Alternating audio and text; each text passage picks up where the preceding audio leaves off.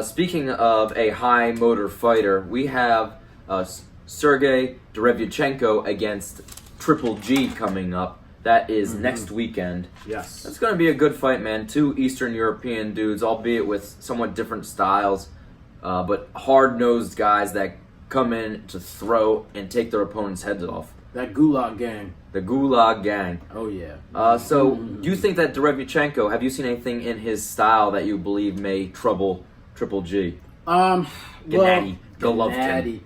Well, at this point, one of the things that you have to know is that since he's no longer undefeated, there is some form of blueprint as to how you can steal a scorecard from Gennady Golovkin.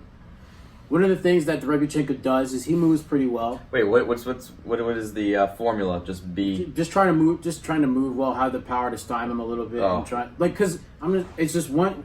There's a difference between looking at someone who's a Russian Terminator undefeated versus once he has a loss and you've seen him lose on the scoreboard. Yeah, even if those losses were sketchy. It's sketchy, but it doesn't matter. Or when you're loss. a fighter, you believe in yourself, and when you see someone get it done against someone, it gives you that thought, I can get it done too. I got you. And I think that Derevyanchenko, he applies pressure well. I like the way he moves his feet. He's good at finding angles on his opponents. He's got a good right cross and left hook combination that's seen him drop a few of his opponents. But he seems to rely a little bit on his ability to pressure people. And if that's your game, Gennady Golovkin is kind of the best at it at his weight class. So I don't know. He's also very, with his pressure and the way he throws his punches, he throws very ferociously, and he throws in combinations. He's quick-fisted, but he does not keep his head moving that much. He's kind of willing to let you fire back and hit him as long as he has the chance to hit you. Yes. And when watching his Danny Jacobs fight, that was very evident. Now, he's a little smaller than Gennady Golovkin at 5'9" with a 67-inch reach. Golovkin at 5'10.5" with a 70-inch reach. His frame is more maximized for 160 pounds. I think that this is not a great fight for Derevyanchenko. I think that Triple G recognizes the style. I think he's fought a ton of dudes like this in the amateurs when he was coming up through the ranks of Kazakhstan. I don't think Derevyanchenko is a particular threat, and I think he's far too hittable. Now, can Triple G finish this guy is a real question. Well, I mean, I think that Gennady has the ability to finish anyone within the weight class just because it's Gennady Golovkin. The dude hits like a Mack truck for his weight. One of the things that I think Derevyanchenko is banking on is the ability to move around Gennady, and that hopefully as he is aging, because I mean, there's only about a 4-year difference between the two. I think Gennady's 37 or 38. Yeah, 37, and Derevyanchenko's 33. He's going to try and pressure Gennady to stop him from sitting down on his punches. Because one of the things that really starts to happen and when Gennady starts moving is he walks you down. He was going to stalk you and walk you down to the corner, and he's going to sit down on his punches and try and bury you.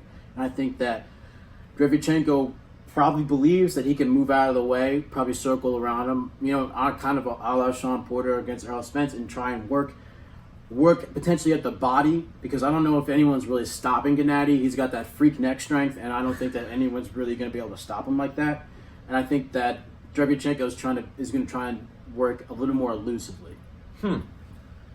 I'm not sure if Derevyanchenko really has an elusive bone in his body. I think he has one gear, and that's forward. Whereas Triple G is a more nuanced fighter who can adapt to many different styles. But that's just with my limited exposure to Sergey Derevyanchenko. So I don't want to speak in absolutes like that. I just haven't seen him, I guess, need to adapt. Yeah. So he's just stuck to his convictions and fought the way he fights. I see Triple G utilizing that jab heavily. Yeah. The jab that we saw him so often snap the head of Canelo back with. Snap Canelo's head back with.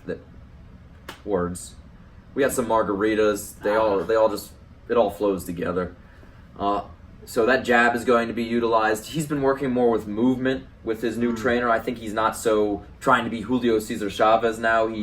I think he's going to work. I think this is the first time we really see the impact of a new trainer with Gennady Golovkin, and we see the things that he's working on to kind of maximize his strengths in the latter stage of his career now. So I think we see more movement. I think we see a bigger emphasis on footwork. I think that jab controls the fight, and I think he breaks him down off of that jab. I do not think we see him just marching through and trying to annihilate this guy, how we've seen in some classic Gennady Golovkin performances. All right, well, I think that we both probably agree that this is a Gennady fight. Gennady fight, and probably a lopsided decision. Yeah, I would say a lopsided It's gonna be like decision. an 8-4 if Gennady's like, not pressing too hard, but he could just. I think he might get the finish in the later rounds if this bull just isn't able to handle it and just folds, which could happen. He's a smaller fighter.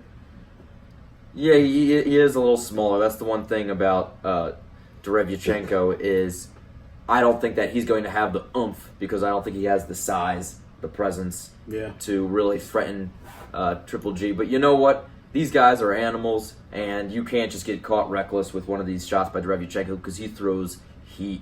Real heat.